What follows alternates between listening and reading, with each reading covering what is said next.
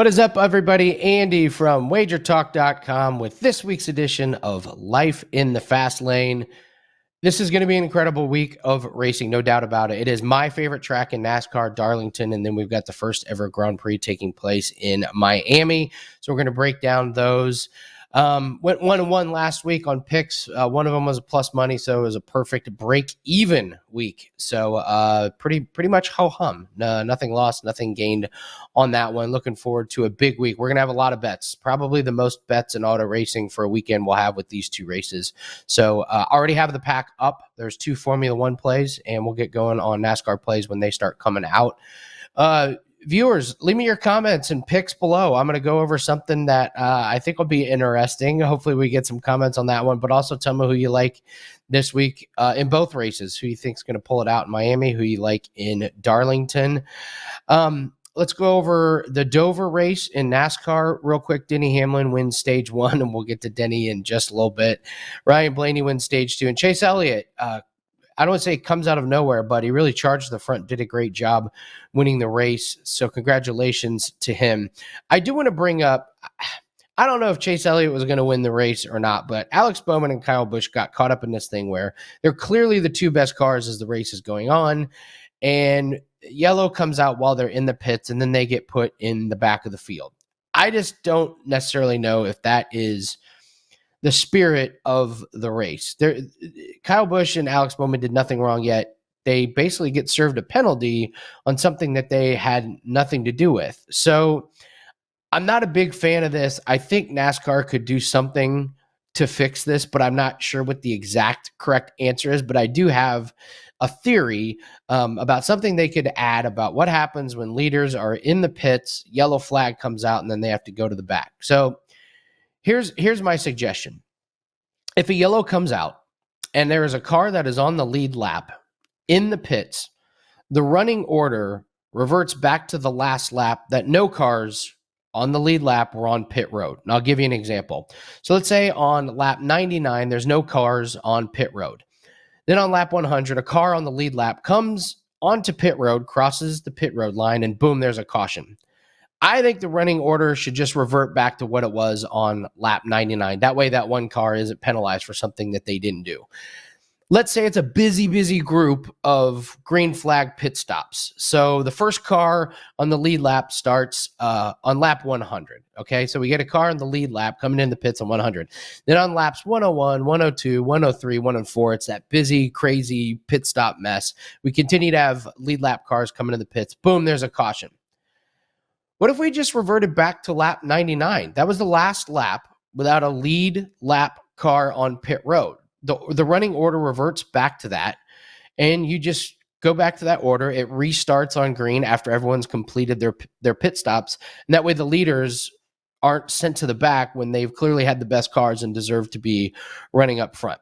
I don't know if that is the way to fix it, but it annoys me every time it happens. I feel bad for the drivers and the crew chiefs and the crews. I don't know if I'm overthinking it, but it bothers me. Maybe that is something that we can do with it. And also, all penalties must be served. So if you get a penalty during those green flag and even the caution pit stops, you got to serve those as well. So I don't know. Let me know what you think. I could be completely wrong on this one, or maybe it's just another one of my genius ideas.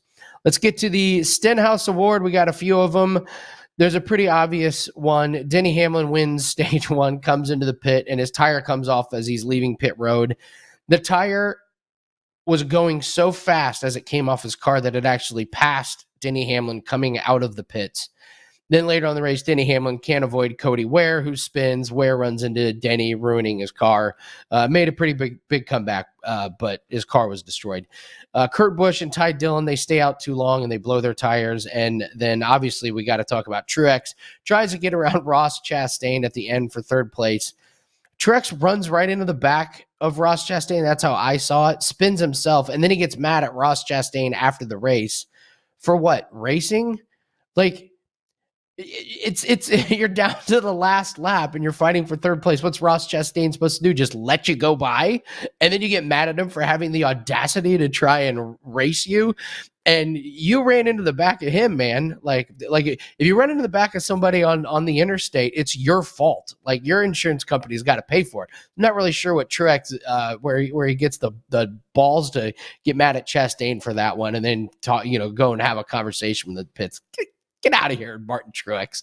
So the winner, though, has got to be Denny Hamlin's day. The tire falls off, which means the crew chief is suspended. The tire changer is suspended for 4 races, I believe, and then he gets hit by Cody Ware. So Denny Hamlin, congratulations for the Unforced Air Stenhouse Award. All right, let's talk about this week's track. It's my favorite. It is Darlington. It's called the Lady in Black. The track Too Tough to Tame. And then, of course, the Darlington Stripes. If you don't know what the Darlington Stripes are, pretty much every car is going to brush the wall on the right side coming out of these turns because it's such a difficult track to race around. Scrapes the paint off, and they're just called the Darlington Stripes. Let's take a look at the track. It's a very odd track, and there's a very strange reason why. All you hardcore NASCAR fans know why. So one part of the track is wide and flat, and then the other part is tight and banked. And the reason is when the guy started building this track, the owner of the land saw him build half of the track and then said, no, you got to make the next half a lot tighter because it's going to run up against my minnow pond. So they built half of the track wide and flat, and then they had to make it tight and banked because the construction was going to interfere with this guy's minnow pond. And it's not a minnow pond now, but I believe that water area is still there to this day. It looks like it based on all the photos that I've seen. So leave it to NASCAR to have a track design be interrupted by a minnow pond. Let's take a look at the top 5 average finishers at Darlington the last 5 races. Kyle Larson has just been fantastic. His average finish is 2nd. Kevin Harvick's great here as well. Average finish is 3.2. Hamlin, average finish 5th. Truex, 8.6. And Joey Logano rounds out the top 5 with 9.6. I do want to mention this. In the 2 races in 2021, take a look at Chris Buescher and Ross Chastain. They both averaged a finish of 9th. So Chastain's been running really good. Buescher's had his moments. And both those guys raced at this track really well in 2021. So maybe look for those as some really, really good values. Hendrick's cars outside of Larson, they've struggled here. The last year, they were bad. Elliott, Byron, and Bowman, they all finished with an average finish of 19th or worse. Very un-Hendricks like, but we got the new cars. But last year, outside of Larson, not a good year for the Hendricks cars. However, it seems like the Hendricks and the Gibbs cars have separated themselves from the Penske cars this year.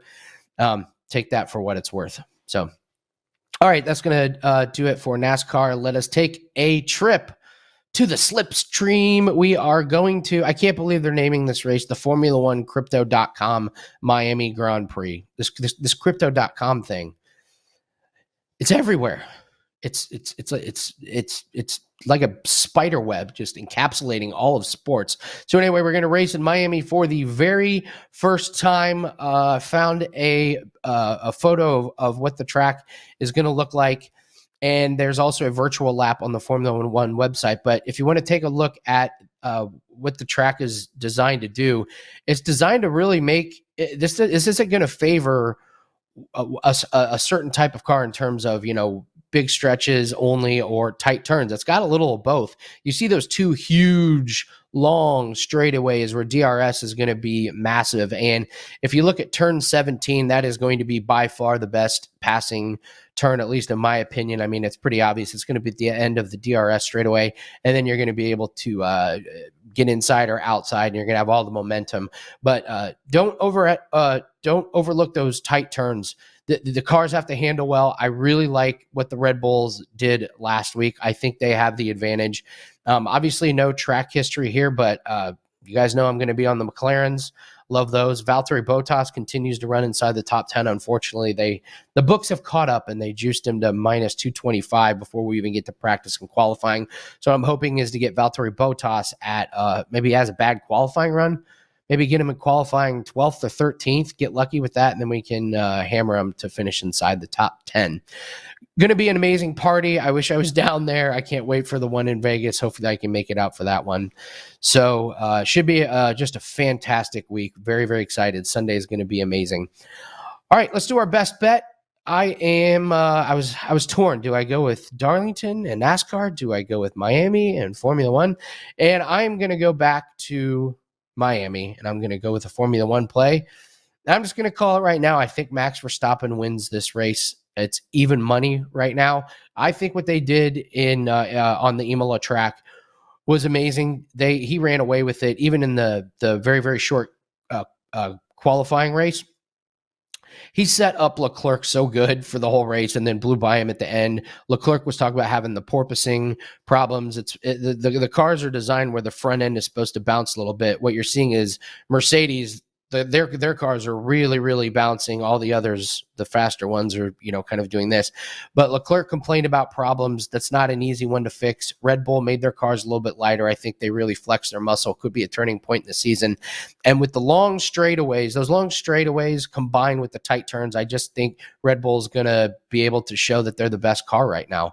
And Max Verstappen should be the one to win. I also like this play because if he gets out and he qualifies on the pole and he's fastest in practice, oh man, this line's going to drop down to minus 200, minus 175 in that range. So I'm going to roll the dice that Max has a great practice and a really good qualifying run and make that as my best bet. So that's going to wrap it up for Life in the Fast Lane. I'm Andy from WagerTalk.com. Go grab that auto racing pack. We're hitting 65% of bets this year. Oh my gosh, if I could end the year at 65%, I would be one of the happiest bettors in the world with auto racing. So go grab those. They're up on WagerTalk.com, or if you want all sports, take a look at a 3-day or 7-day pass. We have a lot of sports with NBA, MLB, NHL, and of course, golf. Good luck with all your bets. Enjoy this weekend, guys. It is going to be amazing with these two races. Let's make it a profitable one. Good luck, and we'll see you next week on Life in the Fast Lane.